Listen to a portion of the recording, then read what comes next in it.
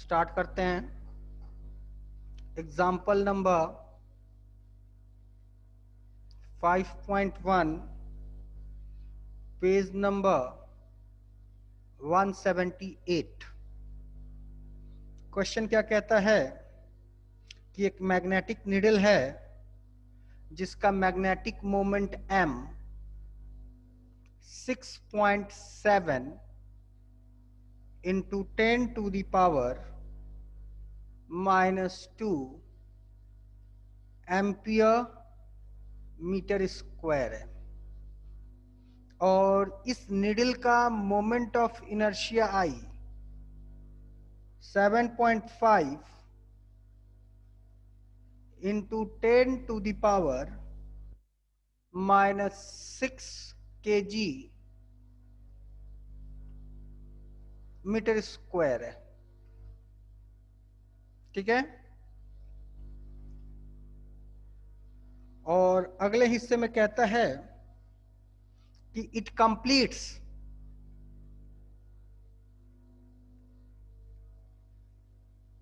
10 oscillations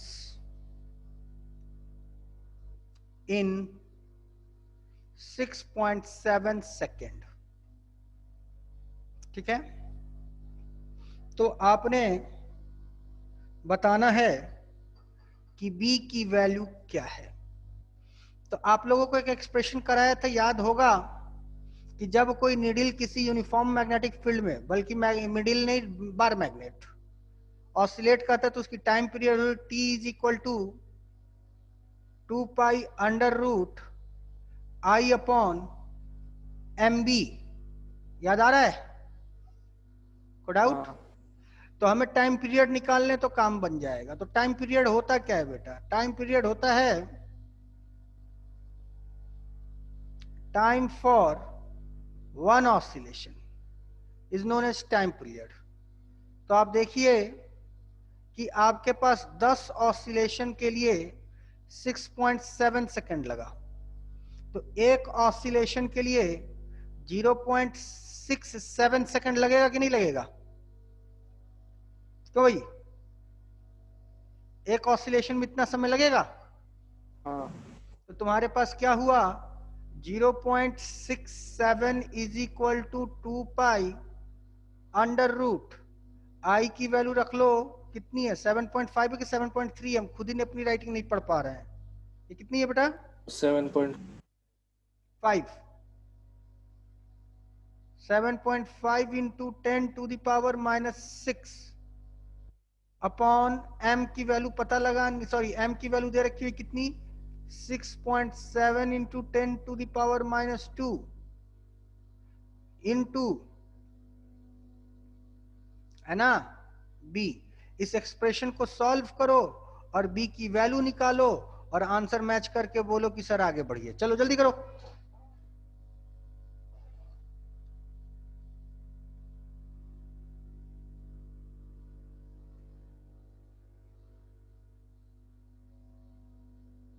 समझ में आई सबको? जल्दी करें आप लोग ये क्वेश्चन।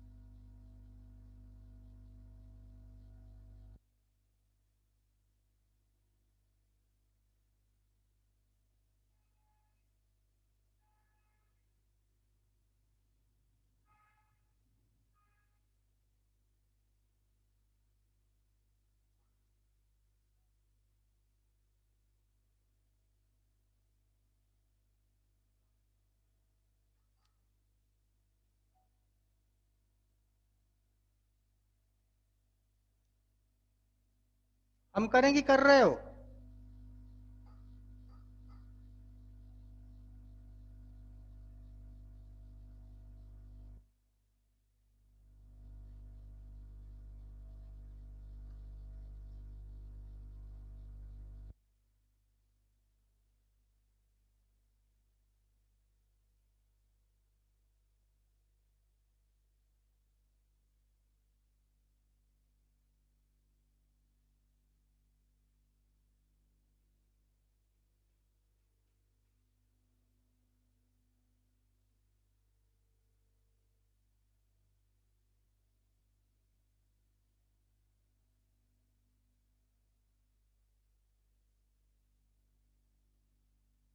आ गया सर। आगे बढ़े? हाँ। तो आगे बढ़ते हैं, अगले क्वेश्चन की तरफ चलते हैं।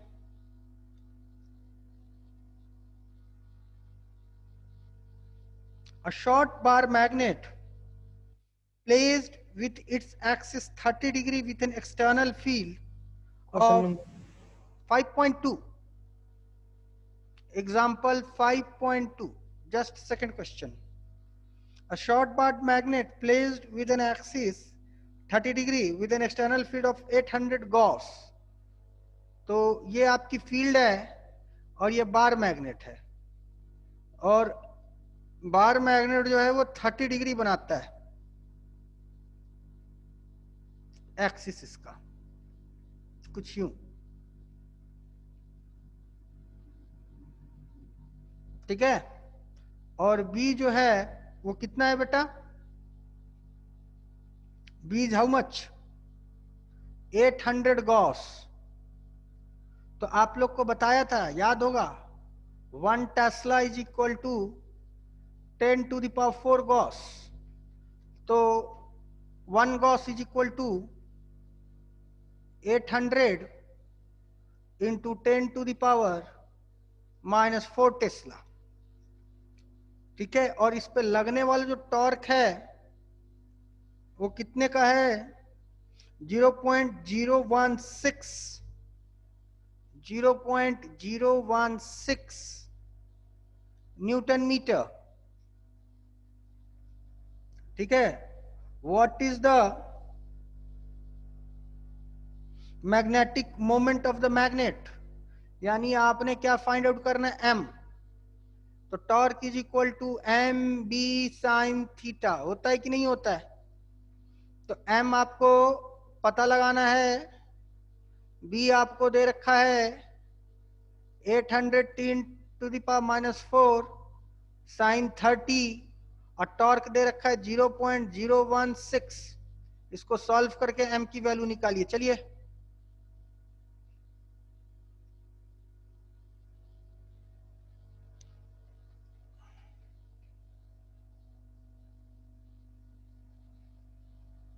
दूसरा क्वेश्चन है, ये क्वेश्चन नंबर 1 है। क्वेश्चन नंबर 2 क्या है? What is the work done in moving in the form it from its most stable to most unstable position. यानी वर्क डन निकालना है most stable to most unstable. तो theta 1 हो गया 0 degree, और थीटा फाइनल हो गया 180 डिग्री, क्योंकि ये मोस्ट स्टेबल है, आप लोग को बताया था, और ये मोस्ट अनस्टेबल इक्विलिब्रियम है। याद आ रहा है कि नहीं? क्लियर है? तो वर्क डन पूछ रहा है, तो work done is equal to क्या होता है? Minus m B cos theta final minus cos theta initial. तो अगर इस चीज को कैलकुलेट करें तो माइनस एम की वैल्यू निकाल चुके हैं, बी की वैल्यू क्वेश्चन में दिया हुआ है, कॉस फाइनल कितना हो गया? 180। तो ये कितना हो गया? जो भी एम बी आपका निकला -1 माइनस थीटा इनिशियल कितने? 0। ये हो गया -1। तो ये आएगा आंसर इसका 2 MB जूल। सॉल्व कर लीजिए, दूसरे का भी आंसर मैच करिए, जल्दी करिए।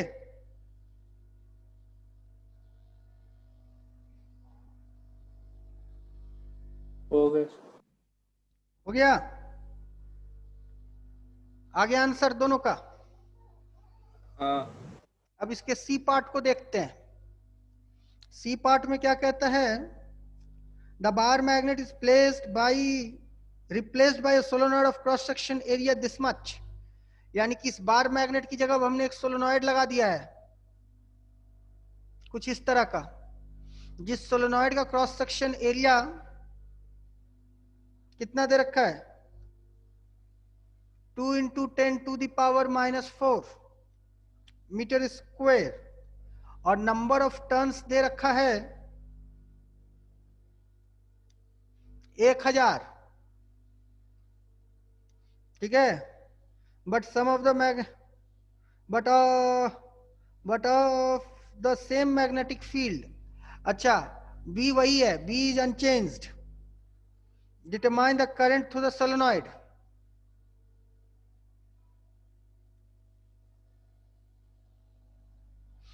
अच्छा,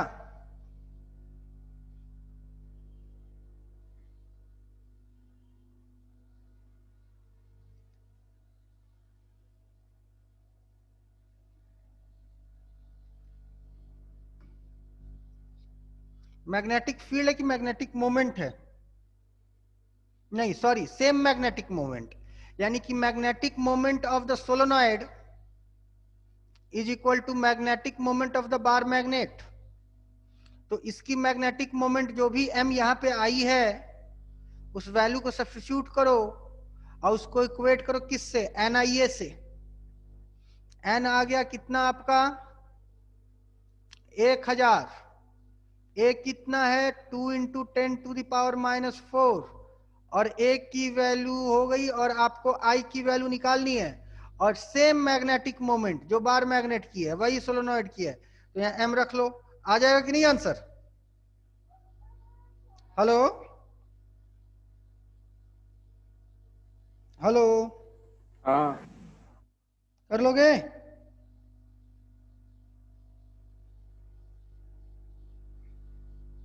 बोल भाई, हाँ सर। आंसर आ गया? हाँ। आगे बढ़ते हैं। 5.3 थ्योरेटिकल टाइप का क्वेश्चन, उसको पढ़ना खुद से, ना आए तो हमसे डिस्कस करना। Example 5.4, what is the magnitude of equatorial axial field? यानी कि बी इक्वेटोरियल पूछा है और बी एक्सियल पूछा है। तो बी इक्वेटोरियल कितना होता है? m/μ0 upon 4πr³। अब बी एक्सियल कितना है? 2m/μ0 upon 4πr³। लेकिन स्पेशल केस क्या है? r is too much greater than l।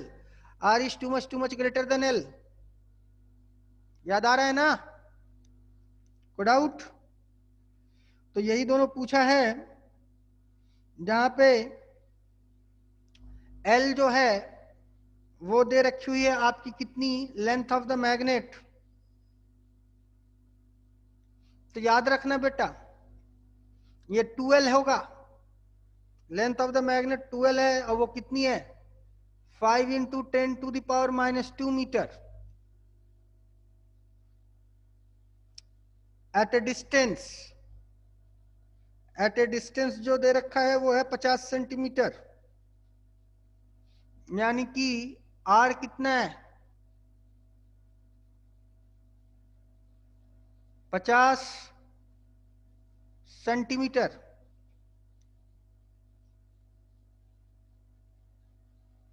From the mid point magnetic moment M कितना दे रखा है? 0.4 एम्पियर मीटर स्क्वायर। ठीक है, तो क्या ये फॉर्मूला लगा सकते हैं? तो दोनों में कितने का फर्क है देख सकते हो? 100-1000 गुने का फर्क है। क्यों भाई? ये लगाना उचित नहीं होगा, कम से कम। सही है ना क्वेश्चन? 5 centimetre 50 centimetre. हाँ, ये फॉर्मूला लगाना ठीक नहीं होगा। तो बी एक्सियल का फॉर्मूला आता था 2m mu naught upon 4 pi r square minus l square to the power 3। क्या था बी एक्सियल बेटा, हम भूल गए हैं, जरा बताओ स्पेशल केस को छोड़ के। नोट्स है कि हम डिराइव कर दें? वही था सर। क्या था बोल दो एक बार। 2m upon mu naught, hmm 2m mu naught upon 4 pi r square minus l square rest to 3 to the power 3/2। 3/2। हाँ पक्का? हाँ सर। अच्छा, तो यहां से आर स्क्वायर हमने कॉमन ले लिया। हाँ ठीक है, ये सही है, क्लियर है। और बी इक्विटोरियल का क्या आया था फॉर्मूला? वही था सर, सिर्फ 2 नहीं था उसमें।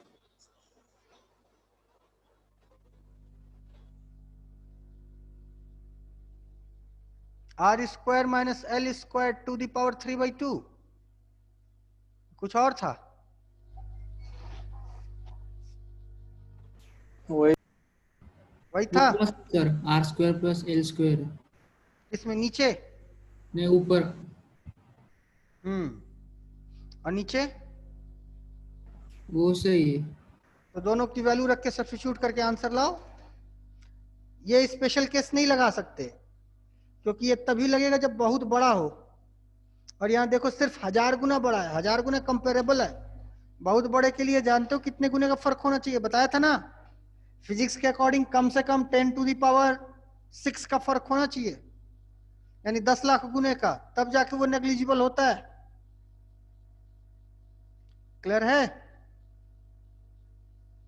सॉल्व करो।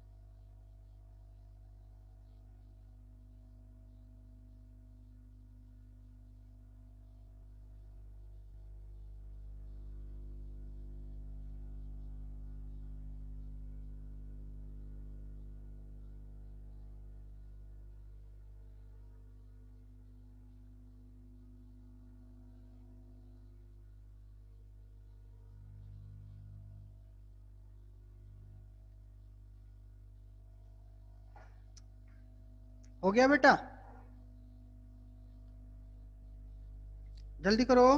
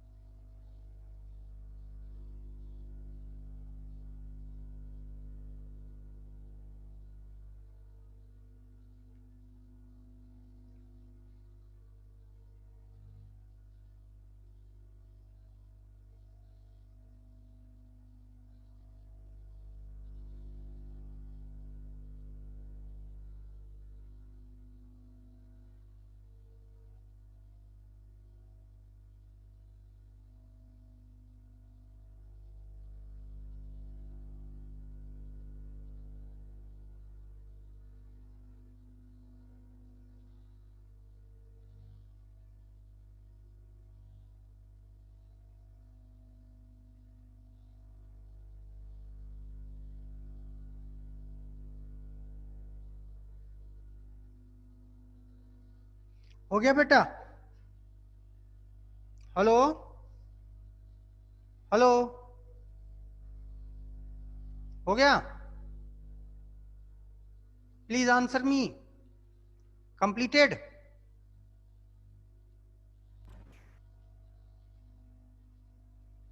क्यों भाई, बोल ही नहीं रहा यार कोई?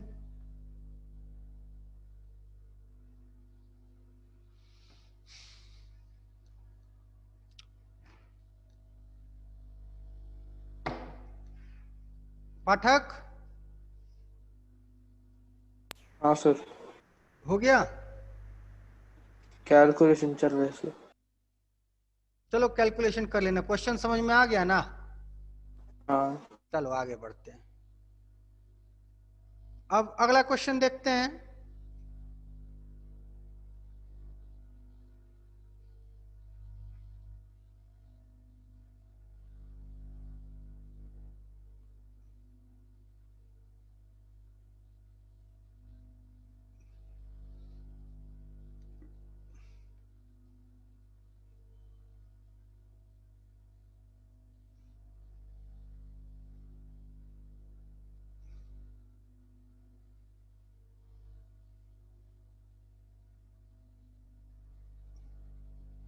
ये P है,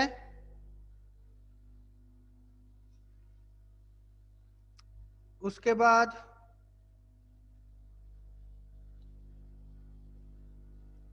ये दूसरा है कोई,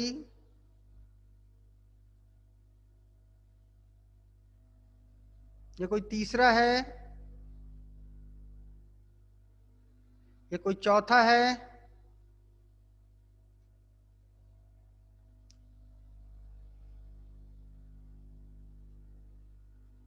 ये कोई पांचवा है, ये कोई छठा है, और ये कोई सातवां है। इसको नाम दिया गया है P,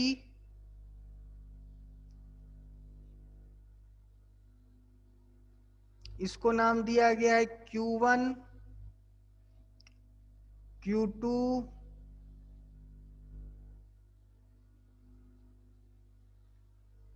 Q3, Q4, Q5 और Q6। ठीक है? कहता क्या है? In the figure shows a small magnetize needle P, यानी कि P कोई एक बार मैग्नेट है। ठीक है? B कोई एक बार मैग्नेट है। At point O the arrow says the direction of magnetic moment. तो मैग्नेटिक मोमेंट का ये डायरेक्शन दिखा रहा है बार मैग्नेट का। तो ऑब्वियसली मैग्नेटिक मोमेंट का डायरेक्शन साउथ टू नॉर्थ होता है, तो ये साउथ पोल हो जाएगा और ये ऑब्वियसली नॉर्थ पोल हो जाएगा। ठीक है?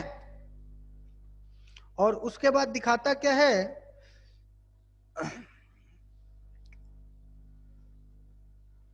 The arrow shows the direction of magnetic moment.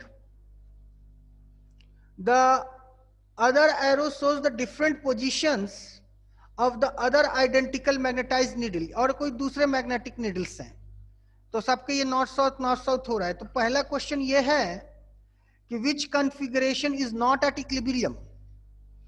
तो हमारे पास कुल कितनी मैग्नेटिक फील्ड्स हो गई?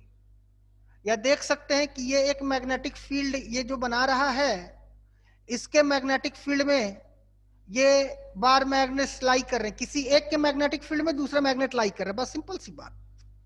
तो टॉर्क जो होना चाहिए एट इक्विलिब्रियम, टॉर्क की वैल्यू 0 होनी, सॉरी क्या है पहला क्वेश्चन यार, इज नॉट एट इक्विलिब्रियम। तो at equilibrium torque is equal to 0। तो not at equilibrium torque must not be equal to 0। तो टॉर्क की वैल्यू कितनी होती है बेटा? M B sine theta. तो यहां पे देखें तो इसमें देखें आप कितना एंगल बना रहे, Q1 और P में कितना एंगल है? 90, और Q2 और P में कितना एंगल है? 90। Q4 और P में कितना एंगल है? 180 डिग्री। Q5 और P में कितना एंगल है? 180 डिग्री।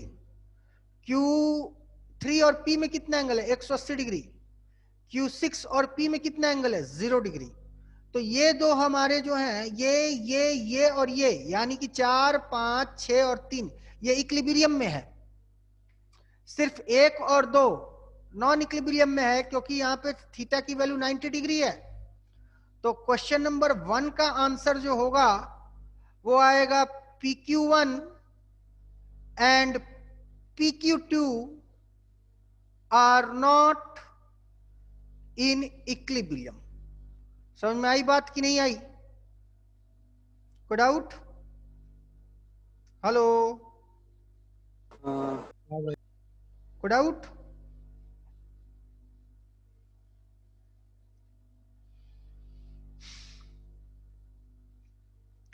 उसके बाद अगला क्वेश्चन क्या है? In which configuration the system is stable and unstable. तो स्टेबल के लिए क्या होना चाहिए? थीटा जो होनी चाहिए 0 डिग्री, यानी पैरेलल।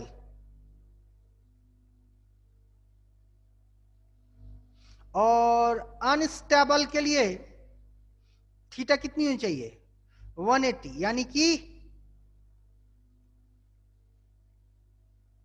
Anti parallel. ठीक है, तो पैरेलल कौन कौन से आंसर है बेटा? तो अगर हम स्टेबल की चर्चा करते, किसकी? स्टेबल की। तो स्टेबल देखो कौन कौन आ रहा है पैरेलल में, कौन कौन है? PQ3 है कि नहीं? सॉरी, PQ3 नहीं है, PQ6 PQ6 है। और कोई? एक ही है ना? हाँ चलो Q5 की डायरेक्शन ऊपर है। किसकी? 5 की? हाँ 5 हमने गलत बनाया है क्या? हाँ सॉरी, PQ5 हमने गलत बना दिया है।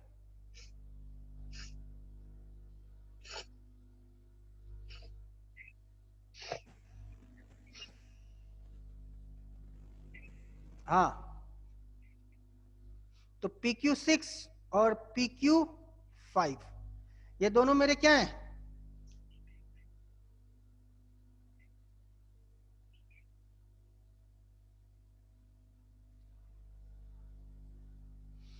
ये दोनों के दोनों जो है मेरे स्टेबल होंगे, और अनस्टेबल में एंटी पैरेलल चाहिए। तो एंटी पैरेलल कौन कौन से हैं? PQ4 और PQ3 PQ3। 3।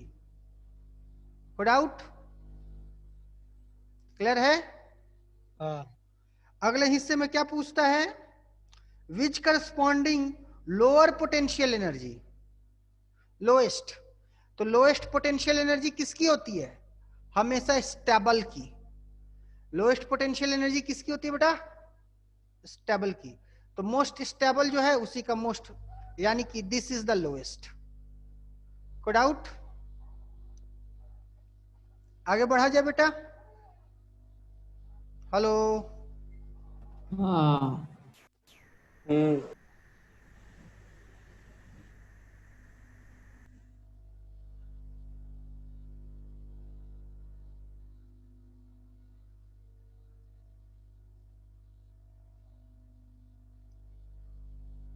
5.6 देख लेना, थॉर्टिकल बेस्ड क्वेश्चन है, ना आए तो हमसे चर्चा कर लेना। 5.7 भी देख लेना, थॉर्टिकल क्वेश्चन है, ना आए तो हमसे चर्चा कर लेना। 5.8 एक अच्छा क्वेश्चन है। आगे बढ़ते हैं।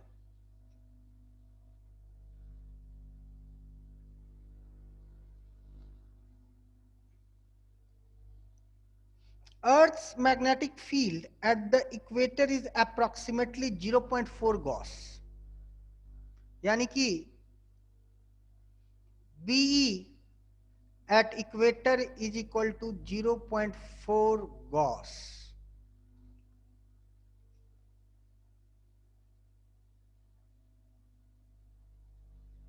Estimates Earth's dipole moment, यानी आपको m की वैल्यू पता लगानी है। तो देखते हैं क्या करा जा सकता है।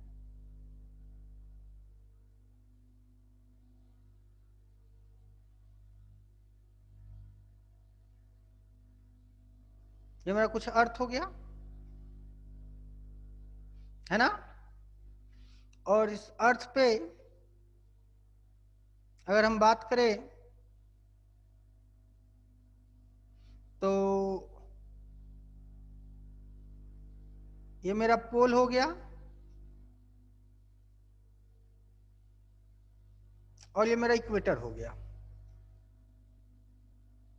कुछ ऐसा। ठीक है,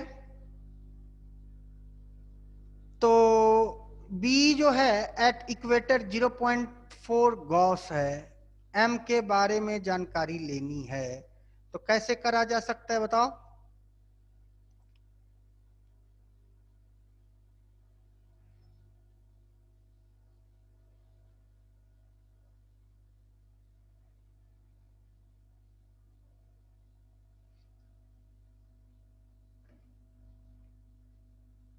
क्या करा जा सकता है, सोचो।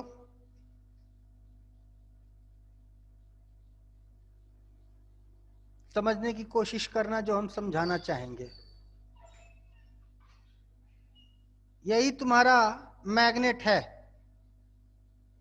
अगर हम 11.3 डिग्री के एरर को अगर नेग्लेक्ट कर दें तो यही मेरा मैग्नेट होगा। क्यों भाई, आप समझ रहे कि नहीं, यही मेरा अर्थ मैग्नेट होएगा। तो जब ये अर्थ मैग्नेट होएगा, 11.3 डिग्री के एरर को नेग्लेक्ट कर देते हैं, तो यहां की जो इलेक्ट्रिक फील्ड होगी वो बी इक्विटोरियल लाइन की होगी कि नहीं होगी, पूछिए।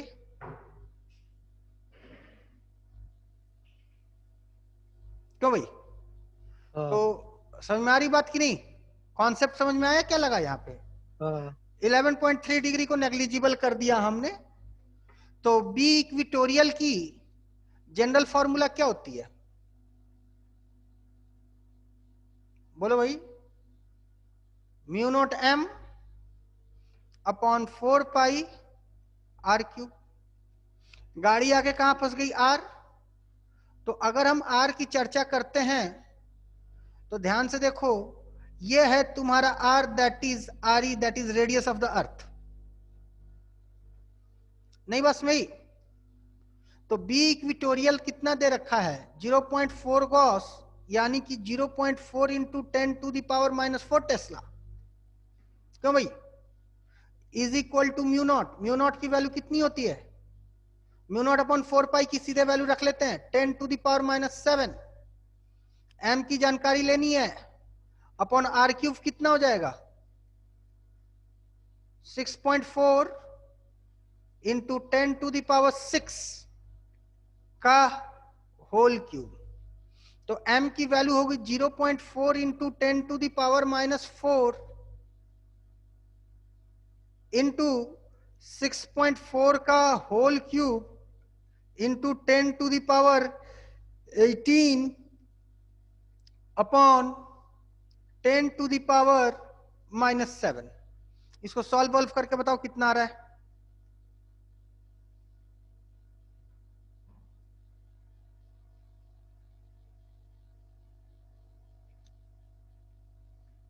हम करेंगे, करोगे, और बताओ आंसर से। करेंगे, है बेटा, कर लेंगे। करो। आंसर से मैच कर रहा है तो ठीक, नहीं कर रहा है तो देखते हैं कहां एरर हो रहा है। अगले क्वेश्चन पे चलेंगे।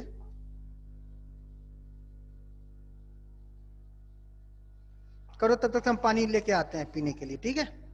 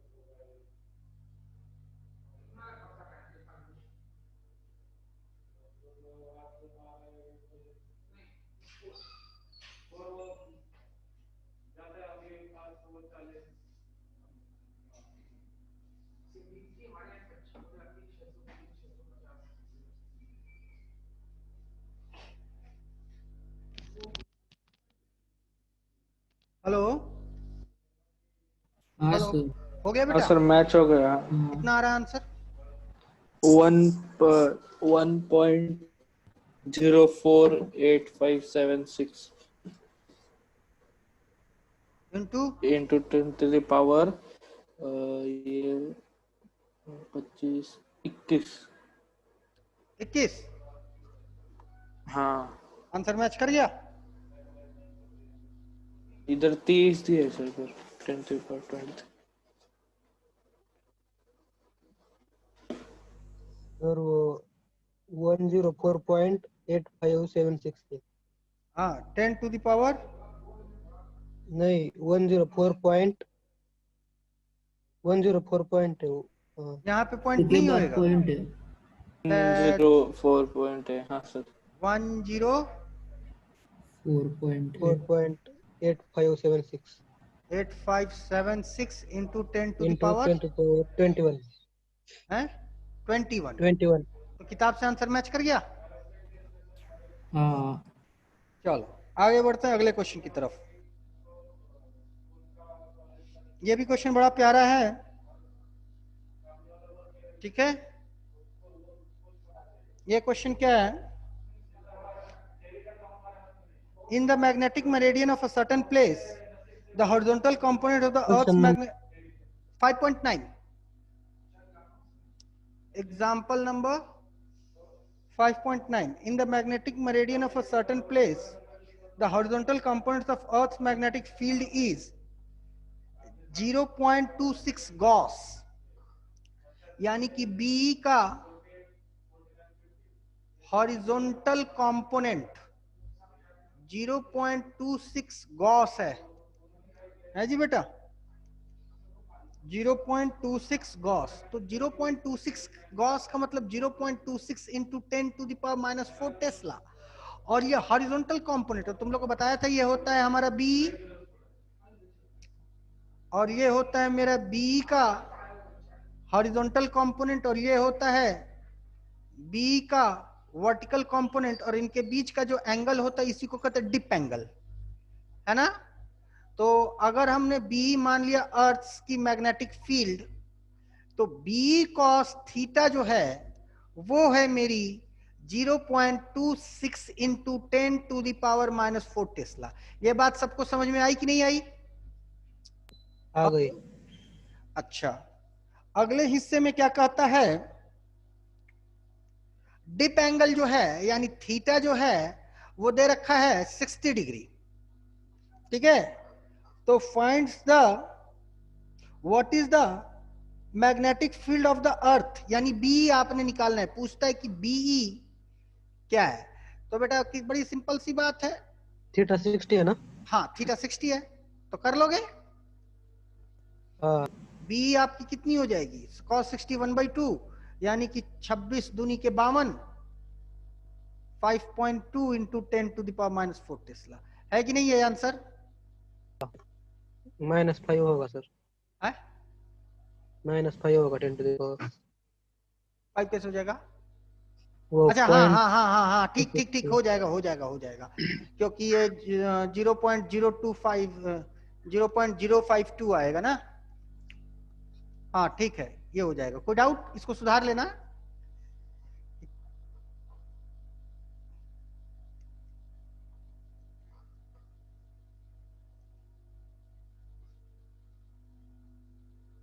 अब सही है तो भाई, हाँ। अब कोई दिक्कत? आंसर क्या है वो आंसर में? यही है ना। आगे बढ़े बेटा। 5.10 तो हम लोगों ने कर ही लिया था।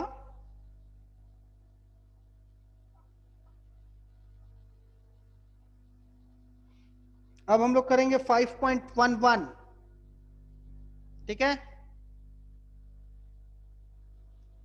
5.11 A domain in a ferromagnetic iron is in the form of a cube of length 1 micrometer, यानी कि लेंथ ऑफ डोमेन कितना है? 1 माइक्रोमीटर, यानी कि 10 to the power minus 6 metre. Estimate the number of iron atoms, यानी कि आपको calculate करना है number of atoms in a domain and the maximum possible dipole moment, यानी कि आपको m भी कैलकुलेट करना है, m। ठीक है,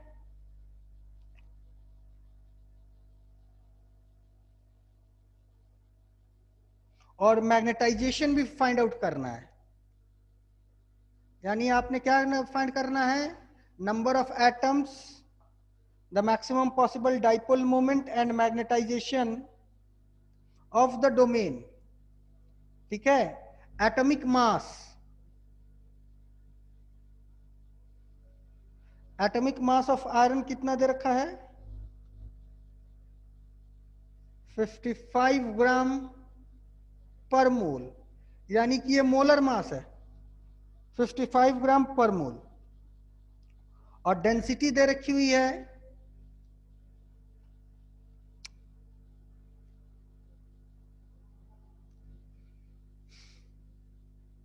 7.9 ग्राम पर सेंटीमीटर क्यूब।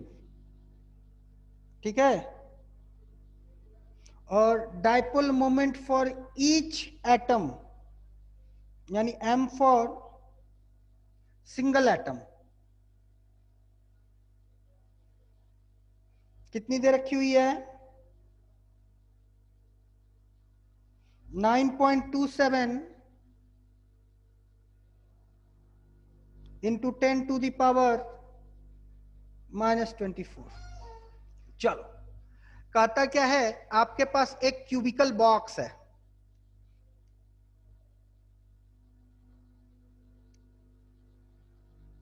ठीक है, और इस क्यूबिकल बॉक्स का ही नाम है डोमेन। इस क्यूबिकल बॉक्स की लंबाई 10 to the power -6, चौड़ाई 10 to the power -6 और ऊंचाई 10 to the power -6। तो वॉल्यूम ऑफ डोमेन कितना हो जाएगा बेटा, 10 to the power -6 का होल क्यूब, यानी 10 to the power -18 metre cube. यही आएगा ना बेटा, कोई डाउट? अब हमें पता लगाना है कि इतने वॉल्यूम में कितना एटम होगा। तो density is equal to mass upon volume. ठीक है, तो हमें पता लगानी है कि इसकी डेंसिटी जो है वो कितनी है। तो देखो, इसकी डेंसिटी ये जो दी हुई है वो दी हुई है ग्राम पर सेंटीमीटर क्यूब में, और एटॉमिक मास भी दिया हुआ है ग्राम पर मोल में। तो हम क्यों ना इसको पर सेंटीमीटर क्यूब बना दें, तो मेरा थोड़ा काम आसान हो जाएगा। क्यों भाई, समझ रहे हो कि नहीं? तो अगले पेज पे चलते हैं जरा। तो volume of domain 10 to the power -18 metre cube को सेंटीमीटर क्यूब में बनाएंगे तो कितना होगा बेटा?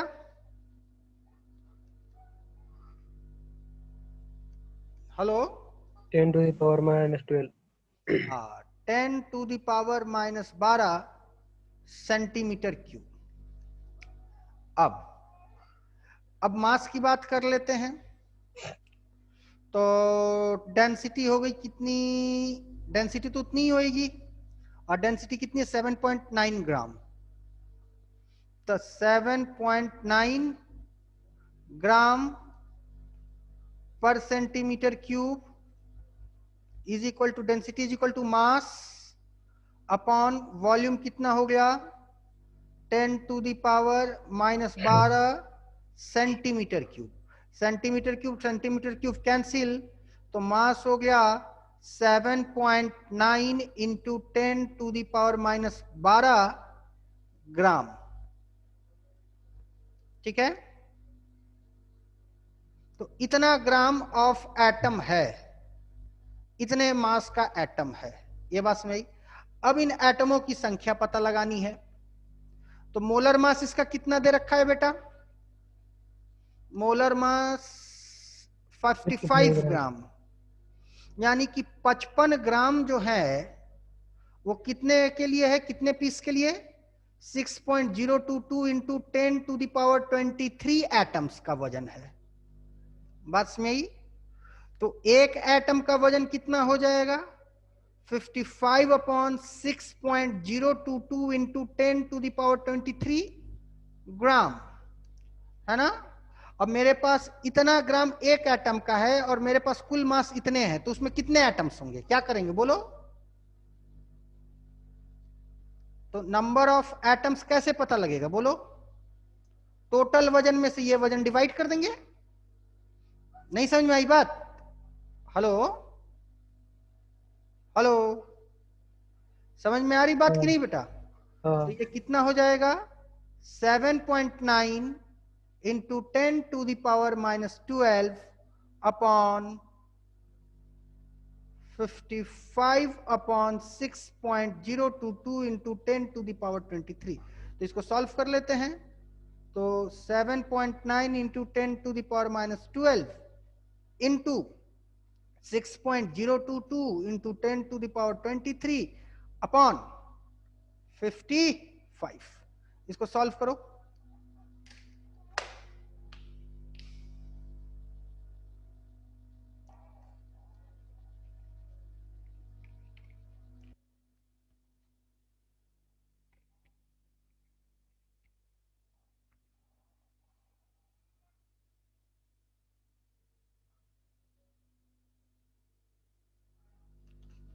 मास लिख दे, नहीं तो तुम लोग मैग्नेटिक मोमेंट समझ लोगे इसे।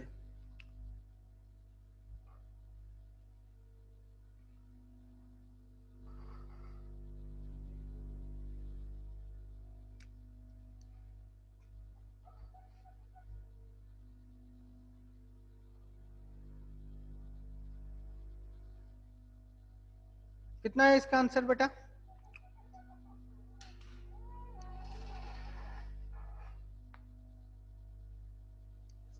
Zero 0.864 into 10⁻11. 864 into 10⁻11. 0.11 इतने एटम्स हो गए। तो m कहता है, तो m क्या होगा? Number of atoms, m total, into m for single atom. तो m फॉर सिंगल एटम कितना है भाई?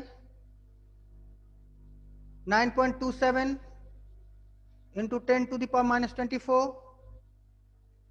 9.27 इंटू 10⁻⁻24।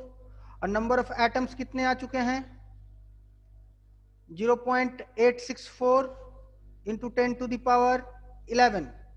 तो 0.864 इंटू 10⁻11। इसको सॉल्व करो। तो नंबर ऑफ एटम्स का आंसर मैच करा? आंसर भी मैच करते चलो साथ में बेटा।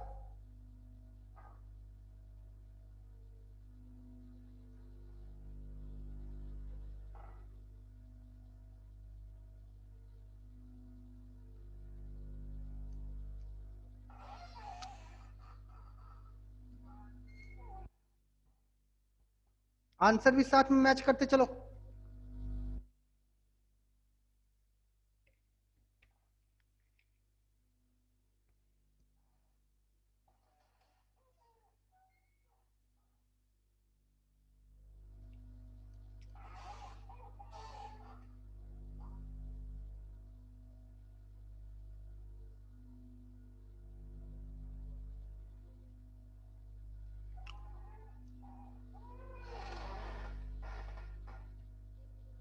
कितना आया इसका आंसर?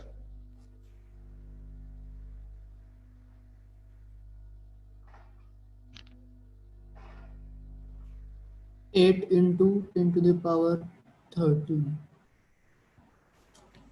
10⁻⁻13 -13 एम्पियर मीटर स्क्वायर है जवाब। हाँ।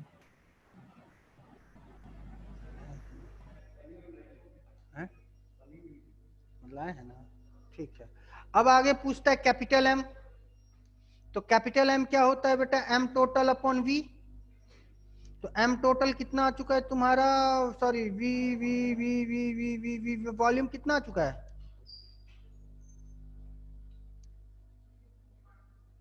10⁻⁻18।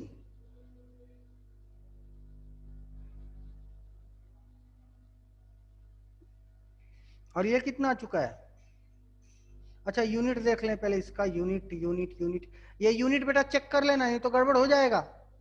या तो सब सेंटीमीटर में हो या तो सब मीटर में हो, ठीक है।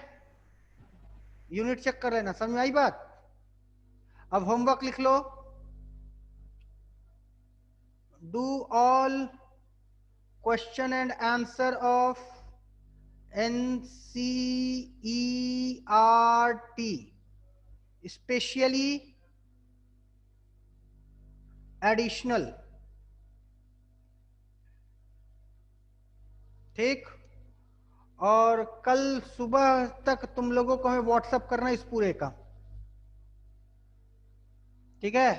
जो क्वेश्चन ना है उसको व्हाट्सएप करना, उसको हम लोग कल डिस्कस करेंगे। नहीं तो कल हम लोग नया चैप्टर शुरू करने जा रहे हैं, क्या चीज, EMI इलेक्ट्रोमैग्नेटिक इंडक्शन, ठीक है। Thank you for today, may I leave.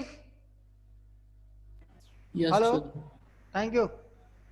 Sir ये लेक्चर यूट्यूब पे डालो ना, लेक्चर यूट्यूब पे डाला हुआ है, ये डालो ना अभी का। अभी चल जाएगा यार, हाँ अपने समय पे चल जाएगा। क्यों, नहीं समझ में आया क्या? नहीं, वो पहले 10-12 मिनट का छोटा है। दोर्गे बोल रहे हो? रेंज, हाँ नेटवर्क नहीं था पहले। अच्छा नेटवर्क नहीं था, चलो आज चला जाएगा, चल ठीक है, थैंक हाँ यू।